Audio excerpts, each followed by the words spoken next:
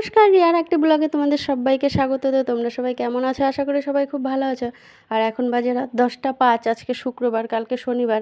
তো সবাই ভাবছো এত রাত করে কেন রান্না বসিয়েছি। তো এর কারণ কালকে শনিবার। তো কালকে হচ্ছে আমাদের পাড়ায় শীতলা পুজো।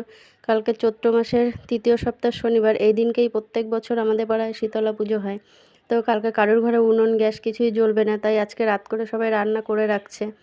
তো ঠাকুর এনে সবাই রান্না বসিয়েছে।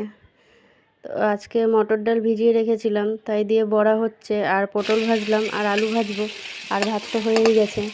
তো তোমাদের মধ্যে কাদের কাদের শীতলা পুজোয় এরকম পান্তা ভাত খাওয়ার নিয়ম আছে কমেন্ট বক্সে জানিও। আর আজকের ভিডিওটা এ পর্যন্তই। ভিডিওটা কীরকম লাগলো কমেন্ট বক্সে জানিও। ভালো লাগলে একটা লাইক, একটা সাবস্ক্রাইব করে দিও। আবার দেখা হবে পরের ভিডিওতে। ততক্ষণ তোমরা সবাই ভালো থেকো, সুস্থ থেকো। আজকে এ পর্যন্তই, টাটা।